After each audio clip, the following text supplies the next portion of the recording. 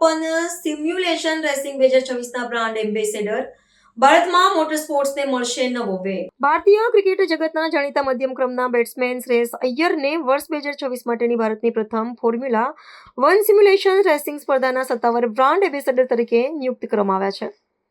રમતગમતની દુનિયામાં બે ભિન્ન ક્ષેત્રોના સમન્વય સમાના જાહેરાતથી દેશના યુવા વર્ગમાં ભારે ઉત્સાહ જોવા મળી રહ્યો છે. આ પ્રતિષ્ઠિત સ્પર્ધાનું આયોજન ભારતમાં મોટર સ્પોર્ટ્સ અને વર્ચ્યુઅલ રેસિંગના પ્રસાર માટે કરવામાં આવી રહ્યું છે, જેમાં શ્રેયસ અય્યર મુખ્ય ચહેરો બનીને આ ડિજિટલ રમતને નવી ઓળખ અપાવશે. આ નિમણૂક પાછળનો મુખ્ય ઉદ્દેશ્ય ભારતમાં ઈ-સ્પોર્ટ્સ અને રેસિંગ પ્રત્યે જનજાગૃતિ કેળવવાનો છે.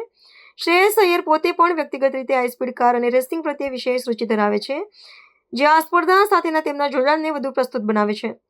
આયોજકોના મતે અય્યરની લોકપ્રિયતાથી સિમ્યુલેશન રેસિંગને મુખ્ય પ્રવાહમાં લાવવામાં પણ મદદ મળશે અને દેશભરમાંથી ઉભરતી પ્રતિભાઓને આ વૈશ્વિક પ્લેટફોર્મ પર પોતાની ક્ષમતા સાબિત કરવાની તક મળશે.